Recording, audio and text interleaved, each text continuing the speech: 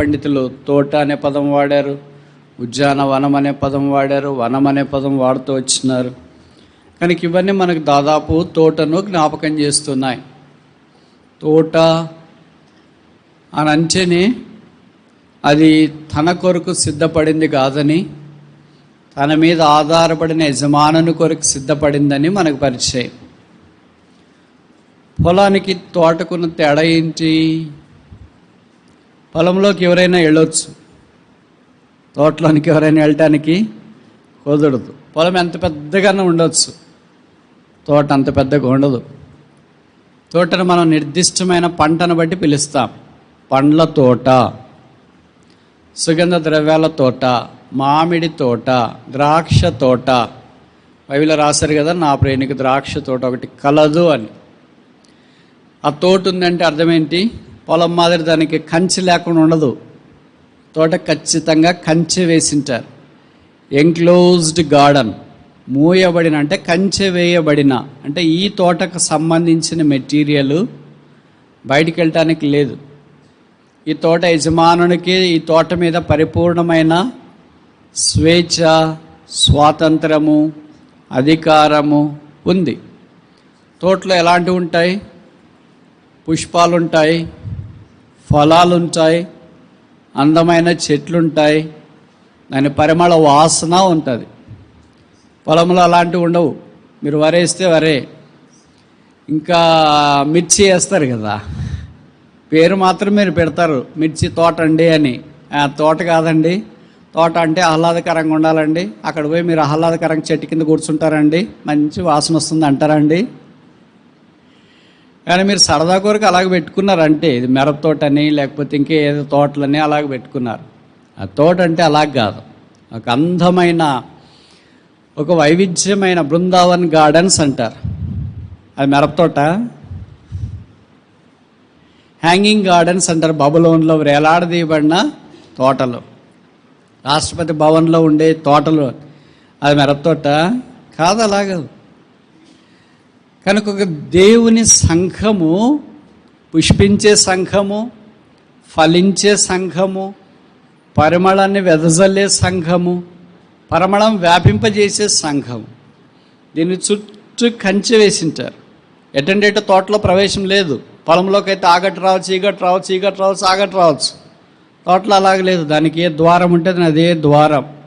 అందుకే యోహాను 14:6 చెప్పబడింది, నేనే మార్గము, ఐ యామ్ ద వే. వేరే మార్గము లేదు. ఆ తోటలోనికి యేసు ప్రభు ద్వారానే రావాలా. అటు ఇటు మార్గాల్లో వస్తానంటే కుదరదు.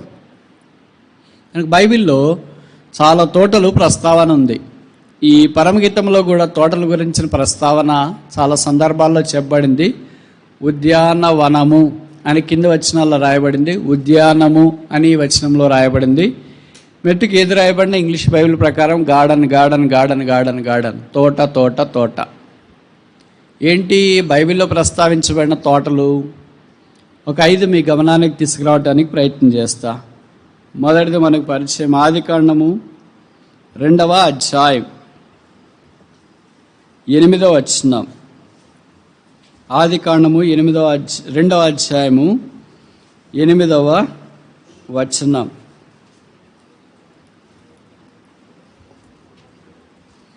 దేవుడైన యెహోవా తూర్పున ఏదెనులో ఒక తోట వేసి తాను నిర్మించిన నరుని దానిలో, ఏదేను అంటే అర్థమేంటి? డిలైట్ఫుల్, రమ్యమైన, అందమైన, ఆకర్షణీయమైన అని అర్థం. ఇది తూర్పు వైపున నిర్వహించండి. ఒక మనుషుడు తోట వేస్తేనే అబ్బరు పడేటట్టు ఉంటుంది. బృందావన్ గార్డెన్స్ అంటే అబ్బా, మైసూర్కి వెళ్ళిన తర్వాత బృందావన్ గార్డెన్స్ చూడకుండా ఎలాగొచ్చామా అంటారు. ఆగ్రాకి వెళ్ళిన తర్వాత తాజ్మహల్ చూడకుండా ఎలాగొచ్చారా అంటారు. అరుణాచల్ ప్రదేశ్కి, హిమాచల్ ప్రదేశ్కి వెళ్ళిన తర్వాత హిమాలయాలు సందర్శించకుండా ఎలాగొచ్చామా అని అంటారు. అలాగే ఢిల్లీకి వెళ్ళిన తర్వాత రాష్ట్రపతి భవన్ ఆ తోటలు చూడకుండా ఎలాగొచ్చామా అని అంటారు. ఇక్కడ రాయబడిన మాట ప్రకారం దేవుడే ఒక తోట వేస్తే ఇంకెలాగుంటారు?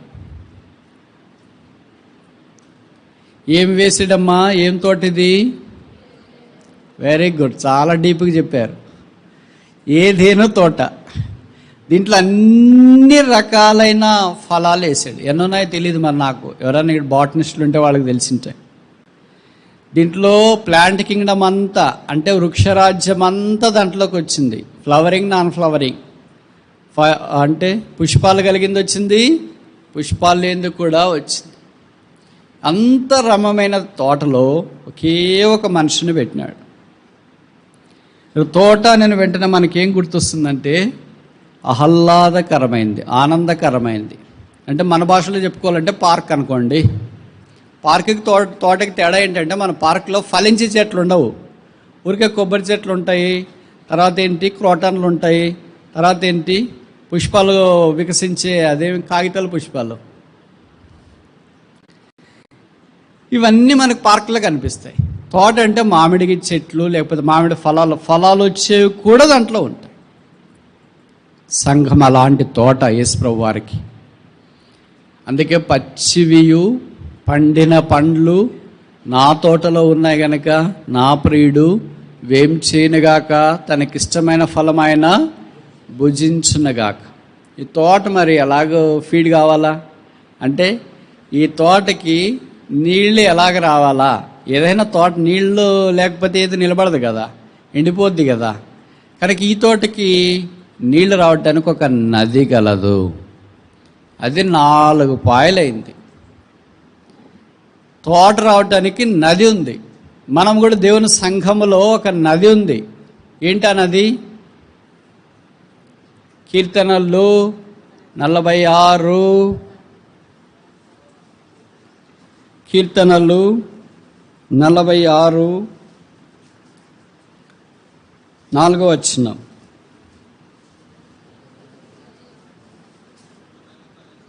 ఒక నది కలదు, దాని కాలువలో దేవుని పట్టణమును, సర్వోన్నతిని మందిరపు పరిశుద్ధ స్థలమును సంతోషపరచు. గుంటూరు ఇంత సస్యశ్యామలంగా ఉండటానికి ఏం కారణము? ఒక నది కలదు. ఏమన్నది? కృష్ణా నది కలదు.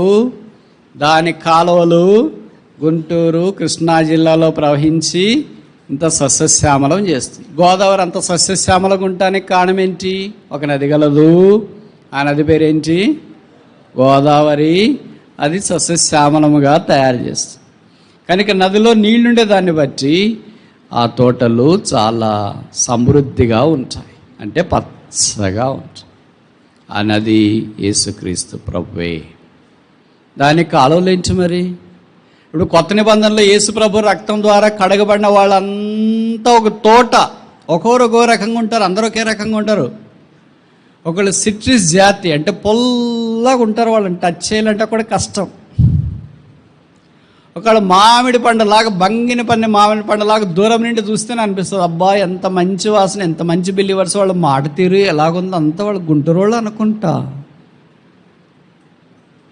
కొంతమంది పనస పండ్ల మాదిరి ఉంటారు, పైకి అంతా రఫ్,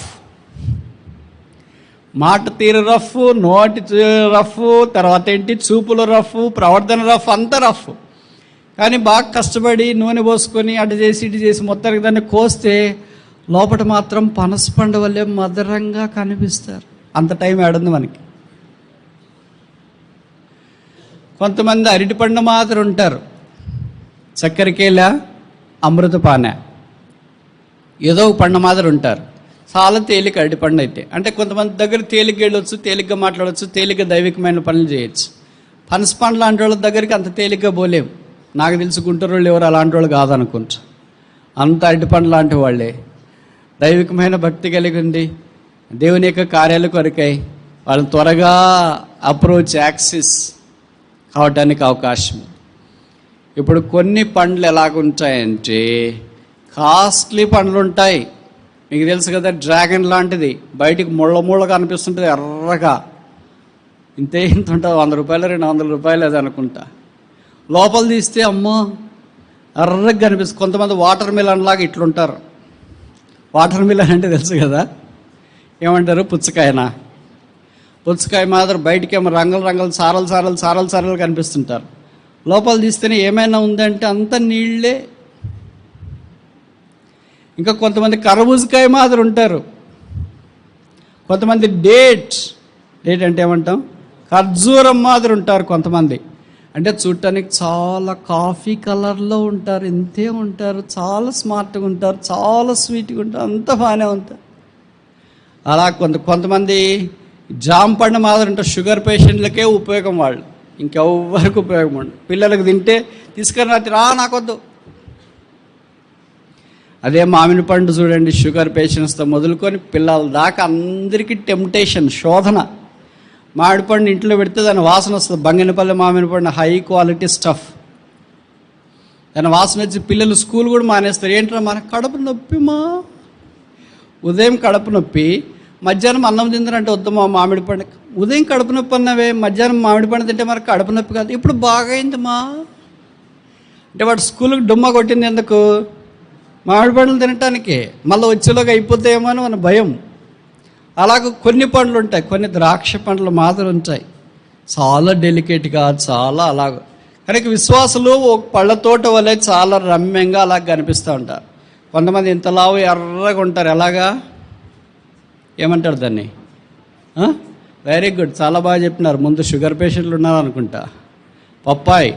బొప్పాయి పండు, దాన్ని చాలా జాగ్రత్తగా తీయాలా. అది పండు తీసేటప్పుడు కూడా దానికి న్యూస్ పేపర్ వేయాలా.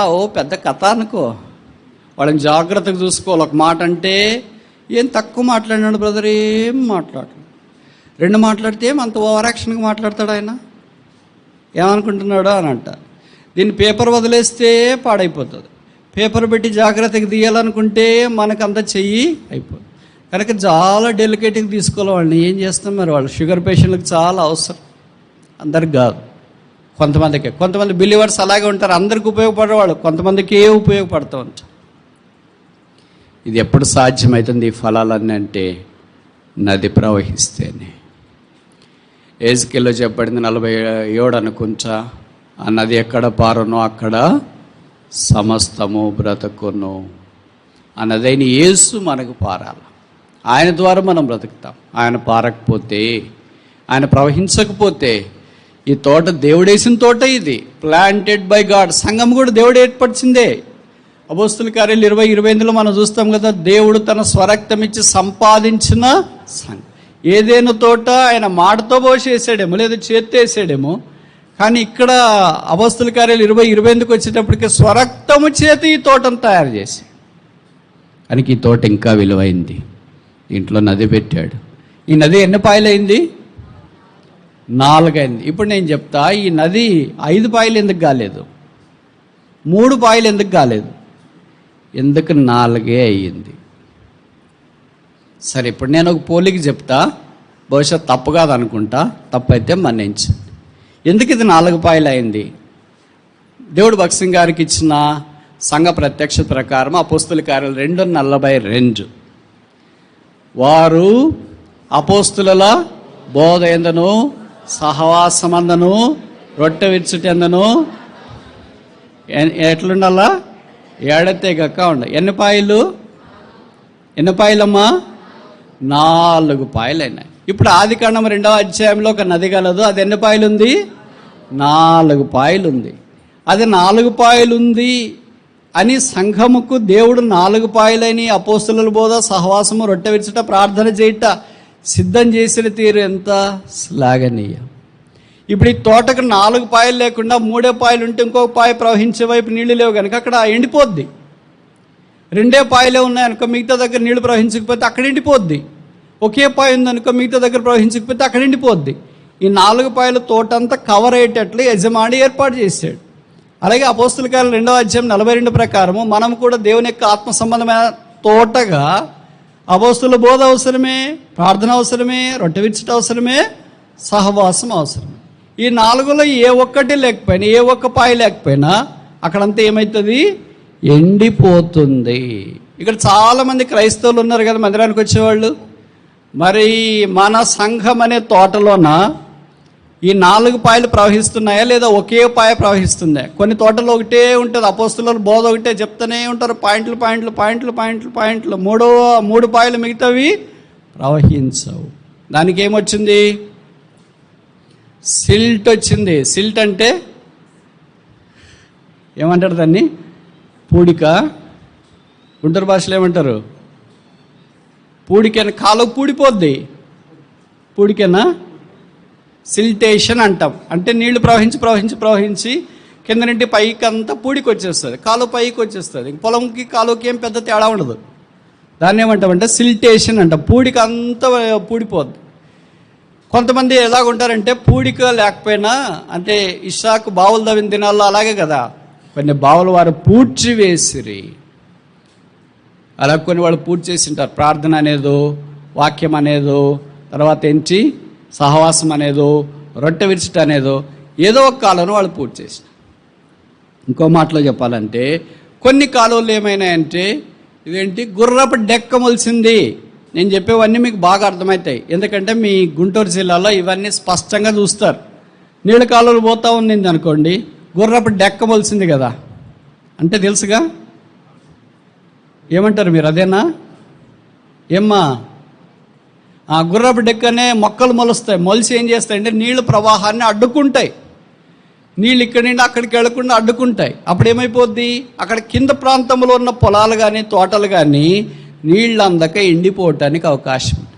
కొంతమంది విశ్వాసులు కూడా అలాగే ఇది ఏదో ఒకటి మానేస్తున్నారు, మందిరికి వచ్చేది మానేస్తున్నారు, వాక్యం మానేస్తున్నారు, ప్రార్థన మానేస్తున్నారు, అపోస్తలుల బోధ మానేస్తున్నారు, రొట్టె విరుచుట మానేస్తున్నారు. కనుక గుర్రబడెక్క పెరిగిపోయింది, సాల్ట్ పెరిగిపోయింది, సిల్ట్ పెరిగిపోయింది. కనుక నీరు అందవలసిన దగ్గరికి అందట్లేదు, అక్కడ తోట ఎండిపోతుంది. నీళ్లు లేని తోట ఎలాగుంటుందమ్మా? యెషయా గ్రంథం 1వ అధ్యాయం 30 వచనం. Book of Isaiah chapter 1 verse 30.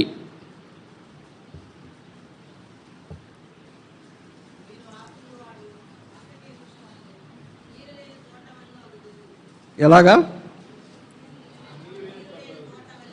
నీరు లేని తోట. తోటకి నీళ్లు లేకుండా ఎలాగ పెడతారు యజమానుడు? ఒక తోట వేస్తున్నాడంటే ముఖ్యంగా ఏం ఆలోచిస్తారు? నీరు ఆలోచిస్తారు. ఒక ఇల్లు కడుతున్నాడంటే ఏం ఆలోచిస్తారు? నీళ్ళు ఆలోచిస్తారు. నీళ్లు ఉన్నాయా లేదా అనేది ఆలోచన లేకుండా ఇల్లు కట్టడానికి పూనుకోడు. అలాగే ఒక తోట వేస్తున్నాడంటే నీళ్లు ఉన్నాయా లేదా అని ఆలోచన లేకుండా పూనుకోడు. నీళ్లు మొదట వచ్చినాయి, తర్వాత ఏమైపోయినాయి? నీళ్లు కనబడలేదు. నీళ్లు లేని తోట. నీళ్లు లేని తోట అంటే ఈ 4 లేని తోట. ఏ 4? 4 పాయలు నది లేని తోట. అంటే అపోస్తలుల బోధ, సహవాసము, రొట్టె విరుచుట, ప్రార్థన చేయుట. ఈ 4 లేని దాన్ని ఏమంటారు? నీరు లేని తోట. అది తోటే కానీ ఏమి లేవు. ఇప్పుడు మనం దేవుని సంఘమే కానీ ఏమి లేవు. ఓహో, మీ దగ్గర అన్నీ ఉన్నాయనుకుంటా, ప్రభుకు స్తోత్రాలు. అపోస్తల కాలం 2:42 ఉంటే ప్రభుకు స్తోత్రాలు. లేకపోతే ఇప్పుడు నీరు లేని తోట ఎంతో నష్టంలో ఉంది, ఎండిపోతుంది, ఎడారైపోతుంది. ఎప్పుడైనా ఇలా కావచ్చు. మీకు తెలుసో తెలియదో, భారతదేశంలో పెద్ద ఎడారి రాజస్థాన్లో ఉంది. ఏమంటారు? థార్ డెజర్ట్ అంట. ఈ మధ్యలో శాస్త్రవేత్తలు ఏం కనుక్కున్నారంటే, దాంట్లో కొన్ని లోపల భాగంలో ఉన్న డ్రిల్ చేసిన తర్వాత బయటికి తీస్తే గడ్డి వచ్చిందంట. గడ్డి ఎలాగొచ్చిందా అని అంటే, ఇంతకుముందు గడ్డి ఎక్కడ మొలిచింది? ఇంతకుముందు గడ్డి మొలిచిందంటే అర్థం ఏంటి? సారవంతమైన స్థలం, బాగా వర్షం పడిన స్థలం, అది ఎప్పుడో ఫాజిలైజ్ అయిపోయింది. అంటే ఈ ఇసుకలో కలిసిపోయింది. ఒకప్పుడు థార్ డెజర్ట్ ఏంటి? ఒక మంచి అడవి లాంటిది. అంటే మంచి పచ్చిక కలిగింది. పోను వర్షం లేకుండా ఏమైంది? అది ఎడారైంది. మనం కూడా ఒకప్పుడు చాలా బాగుండి, అబ్బాయి ఎంత పచ్చగా ఉన్నారు వాళ్ళు. ఎవరు? యెహోవానేసి. ఎవరు? తెనాలి ప్రాంతం. ఎవరు? గుంటూరు ప్రాంతం. ఎవరు? ఆంధ్రప్రదేశ్ ప్రాంతం. పచ్చగా ఉన్నారు. కానీ నీళ్లు లేకుండా ఏమైపోయింది? ఎండిపోయింది. చూసిన వాళ్ళు ఏమంటారు? మెయింటెనెన్స్ లేదు. మన ఇళ్ళ దగ్గర కొన్ని మొక్కలు ఉన్నాయనుకోండి, ఎండిపోతుంటాయి. అది అలోవెరా కావచ్చు, అంటే బ్రహ్మజముడు కావచ్చు, టెంకాయ చెట్లు కావచ్చు, కొబ్బరి చెట్లు కావచ్చు, క్రొట్టన మొక్కలు కావచ్చు, ఏదైనా ఎండిపోతుంది. మల్లెపూల చెట్లు కావచ్చు, ఏదైనా కానీ ఎండిపోతుంటే పక్కన వాళ్ళు నీళ్లు పోయట్లేదు. అలాగే ఇప్పుడు సంఘం ఏమైంది? తోట ఏమైంది? తోటే అది, కానీ ఏమవుతుంది? ఎండిపోతుంది. గార్డెన్ ఆఫ్ ఈడెన్, ఏదేను తోట ఏ జ్ఞాపకం చేస్తుందంటే, మొదట రక్షణ పొంది దేవుని సంఘముగా చేర్చబడే వారిని జ్ఞాపకం చేస్తుంది. ఇంకా రక్షణ పొందకపోతే, ఈ తోటలోకి రాకపోతే నువ్వు బయటే ఉన్నావు. తోటకి బయటికి ఎంత తేడా ఉంటుంది? వాతావరణం, ఉష్ణోగ్రత, అందము, ఆకర్షణ, మంచి ఆంబియన్స్. తోటలో ఉన్నంత ఆహ్లాదకరమైన వాతావరణం బయట మనం చూడం. ఇంకా నువ్వు ఈ లోకంలోనే ఉన్నావు, ఇంకా బయటే ఉన్నావు. ఆహ్లాదకరంగా లోకం, సమాధానం లేని లోకం, సంతోషం లేని లోకం, నెమ్మది లేని ఈ లోకంలో ఇంకెంతకాలం ఉంచు. ప్రభువైన యేసునందు విశ్వాసం ఉంచుము. అప్పుడు నీవును నీ ఇంటి వారును రక్షింపబడతారు. అప్పుడు దేవుడు చేసిన తోట, యెహోవా తోటను చేశాడు, దాంట్లో మనం ప్రవేశిస్తాం. కనుక దేవుని సంఘము ఆయనది. రెండవ తోట చూస్తామా? నెహెమ్యా గ్రంథము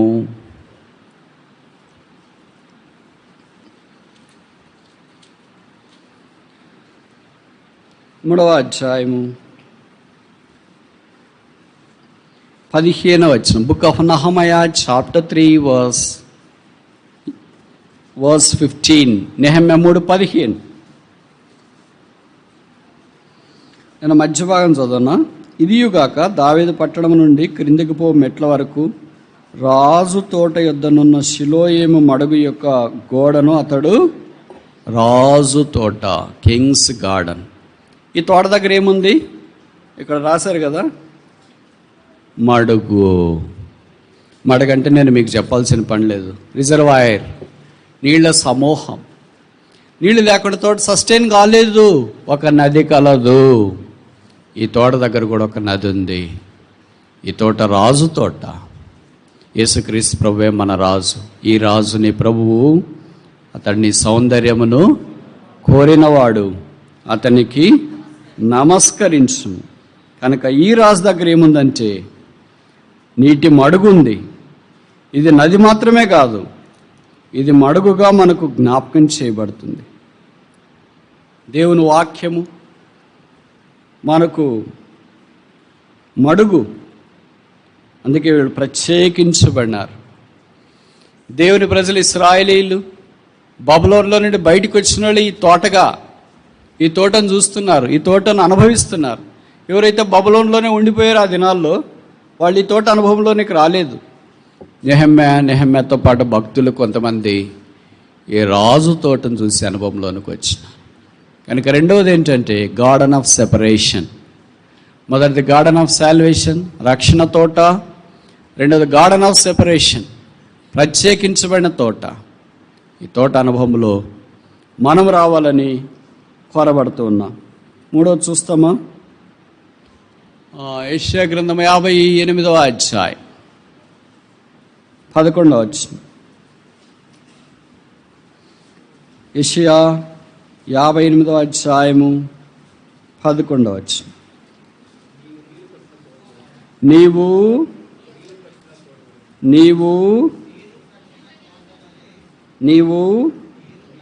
నీరు కట్టిన తోట, వాటర్డ్ గార్డెన్. మీరు కాదు, మొదట నీవుంటే తర్వాత మీరు వస్తుంది. నీవే లేకపోతే మీరు ఎలాగొస్తుంది? ఎవరో నీళ్లు తీసుకొని నువ్వు కట్టుకోవడం కుదరదు. నీ పొలానికి నీళ్లు వస్తున్నాయా? నీ పొలానికి వచ్చే నీళ్లు నువ్వు కట్టుకుంటే ఆయన కూడా కట్టుకుంటారు. ఎవరో పొలానికి పోయే నీళ్ళు నువ్వు కట్టుకున్నావు అనుకో, గొడవలు జరుగుతాయి, ఇబ్బందులు, సమస్యలు వస్తాయి. కనుక ఈ నీరు నీదే. ఏంటి నీరు? యేసుక్రీస్తు ప్రభు వాక్యం, స్క్రిప్చర్స్. దేవుని వాక్యమే నీరు. ఈ నీళ్ళు లేకపోతే ఏమైపోతాం? ఎండిపోతాం. కనుక దేవుని వాక్యం లేకపోతే ఏమైంటామో మనకు తెలియదు. మన కష్టాల్లో, ఇబ్బందుల్లో, అవమానాల్లో, కృంగుదల్లో, వీటన్నిటిలో దేవుని వాక్యం మనకు నీరుగా నిలిచింది. నీరు కట్టిన తోట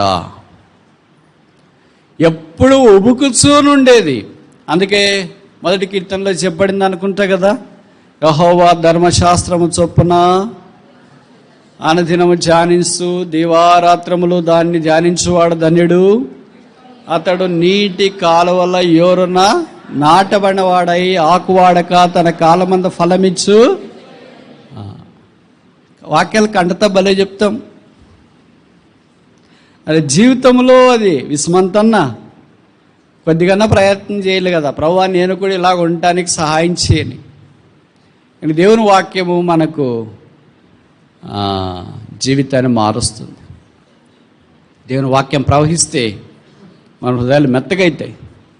మన హృదయాలు ఇట్లే గట్టిగా ఉండటానికి కారణం ఏంటంటే దేవుని వాక్యం ప్రకటించట్లేదు, ప్రవహించట్లేదు. ఆ వాక్యం ప్రవహించినా మనం అంగీకరించడానికి ఇష్టపడట్లేదు. మనం అంతా ఎలాగుంటామంటే, మీరు ఏమనుకోద్దండి, కొంతమంది నన్ను అంటుంటారు, బ్రదర్ మీరు ఎక్కడికి వెళ్తే ఆ జిల్లా పేరు చెప్తారు, వాళ్ళు ఏమనుకోరా అని. చెప్పకపోతేనే వాళ్ళు అనుకుంటారు, బ్రదర్ చెప్తే చాలా సంతోషంగా ఫీల్ అవుతారు అని చెప్తుంది. కానీ గుంటూరు జిల్లా కూడా మంచి ప్రత్యేకమైన స్థానం ఏంటంటే నల్లరేగడి నేల. నల్లరేగడి నేల చాలా చాలా మంచిది. వేసవికాలం ఏమంటుందంటే నా అంత మునగాళ్ళు లేడు అంటుంది, అంతేనా? వర్షకాలం ఏమంటుందంటే నా అంత చెడ్డోడు లేడు అంటుంది. కాళ్ళు పెట్టడానికి లేదు, మనం ఏం పని చేసుకోవటానికి లేదు, ఎక్కడ పెట్టినా అంత ఇంత అంటుకొని వస్తుంది బురద. కనుక మనం కూడా విశ్వాసాలు ఎలాగుంటామంటే ఆత్మీయంగా ఆదివారం వచ్చినప్పుడు అస్సలు మమ్మల్ని ఎవరనుకుంటే మేమంటే సోమవారం నుండి శనివారం దాకా కాలు పెట్టేకి లేదు. అమ్మా ఏంటది బురద, నల్లరాగడి. నీకు ఎక్కడికైనా పని చేయడానికి వస్తారు, ఎక్కడైనా పని చేయొచ్చు. పొలంలో అంటే కొండల్లో పోయి పని చేయొచ్చు, ఎర్రనేళ్ళలో చాలా తీవ్రంగా పనిచేస్తారు. నాకు తెలుసు కదా, రాయలసీమ ప్రాంతంలోన ఇప్పుడు వర్షం పడతా ఉంటే వెళ్ళి టమోటా నారు వేస్తారు. నేను చాలా తెలియకుండా ఆలోచించేవాడిని, వర్షం పడతా ఉంటే వెళ్ళి టమోటా నారు ఎలాగ వేస్తారు, ఆగిపోయిన తర్వాత వేయచ్చు కదా, రేపు వేయచ్చు, ఎల్లుంటే వేయచ్చు కదా అని నేను అంటే వాళ్ళని, వర్షం పడేటప్పుడే వేయాలరా దీన్ని, అప్పుడే ఇది నాటుకుంటుంది. అది ఎర్ర నేలలు, అదే రాగటి నీళ్ళలో పోయి వేయటానికి కుదరదు. వర్షం ఎంత పడుతుంటే ఎర్ర నేలలకు అంత ఊరట. మరి ఎర్ర నేల నల్ల నేల చెప్పరేంటమ్మా? బయటికి ఎర్రగా ఉన్న నల్ల నేల మాదిరి ఉంటాము, బయటికి నల్లగా ఉన్న ఎర్ర నేల మాదిరి ఉండొచ్చు. నేలను బట్టి తోట వస్తుంది. నేల బాగాలేకపోతుంది, సౌడు నేల అంటాం కదా, అక్కడ ఏ మొక్కలు పనికిరావు. అంటే లైమ్ స్టోన్ ఎక్కువ ఉంటుంది, సున్నప్రాయ ఎక్కువ ఉంటుంది, ఏది వేసినా వెంటనే కాల్చేస్తుంది, అది పైకి రాదు. అలాంటి పొలాలు కలిగిన విశ్వాసులు ఉంటే, అంటే హృదయాలు కలిగిన వాళ్ళు ఉంటే అక్కడ తోట రాలేదు. ఇది నీరు కట్టిన తోట. అంటే ఏ చెట్టుకి ఎంత నీరు అవసరం. పెద్ద చెట్లు ఉంటాయి, ఎక్కువ నీరు కావాలి, చిన్న చెట్లు ఉంటాయి, తక్కువ నీరు కావాలి. అందుకే కొంతమంది మీరు ఆత్మీయులు చాలా పెద్దోళ్ళు ఉంటారు, ఎంత వాక్యం చెప్పినా ఏమంత అనిపించదు. కొంతమంది సామాన్యుల వాళ్ళు ఉంటారు, కొన్ని పాయింట్లు చెప్తేనే అబ్బా ఈరోజుకి ఎక్కువ అయిపోయింది.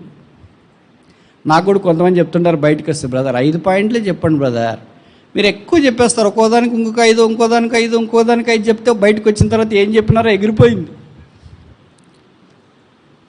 నేనంటే ఎగిరిపోయే వాళ్ళకి అలాగే ఎగిరిపోతుంది, ఉండేవాళ్ళకన్నా ఎలాగ ఉంటుంది కదా.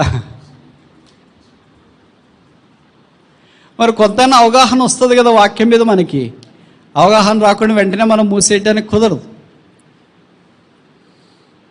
చెట్టుకు తగినంత గాలి అని ఎలాగంటామో, చెట్టుకు తగినంత నీరు కూడా దేవుడు మన కొరకై సిద్ధపరుస్తాడు. Thou shalt be a watered garden. నువ్వు నీరు కట్టిన తోట వలె ఉంటావు. అంటే ఎండిపోవు, అంటే ఫలిస్తావు, అంటే దేవుడి కొరకై వర్ధిల్లి విస్తరించడానికి అవకాశం ఉంది. ఇప్పుడు ఎన్ని తోటలు చూసామ్మా? ఎన్ని చూసాము? 3. మొదటిదేంటి? ఈడెన్ గార్డెన్, ఏదేను తోట. స్పీక్స్ ఆఫ్ సాల్వేషన్, రక్షణ గురించి మాట్లాడుతుంది. ఆ తోట వేసినప్పుడు భూమి మీద పాపమే లేదు. పాపం అంటేనే భూమికి తెలియదు. భూమి అప్పటిదాకా శపించబడలేదు, భూమి ఆశీర్వదించబడింది. అప్పటిదాకా భూమిలో ఏమి లేవు, ముళ్ళ తొప్పలు లేవు. మనం తోట వేస్తే సగము న్యాచురల్ ముళ్ళ తొప్పలనే పెట్టింటాం, రేగి చెట్లు, కంప చెట్లు అన్నీ అల్లేసింటాం సగం అవే. అప్పుడు తోట వేసినప్పుడు ఇట్లాంటివన్నీ ఏం లేవు. అన్నీ 3వ అధ్యాయంలో వచ్చే పాపాన్ని బట్టి. 2వ అధ్యాయంలో తోట, పాపము లేని తోట, garden that has no sin. ఇప్పుడు రాజు తోట, అక్కడ మడుగు మనకు కనిపిస్తుంది, లైఫ్ ఆఫ్ సెపరేషన్, ప్రత్యేకమైన జీవితం. 3వది ఇక్కడ మనం గమనిస్తున్నాం, watered garden, speaks of scriptures. దేవుని వాక్యాన్ని ఇది మనకు జ్ఞాపకం చేస్తుంది.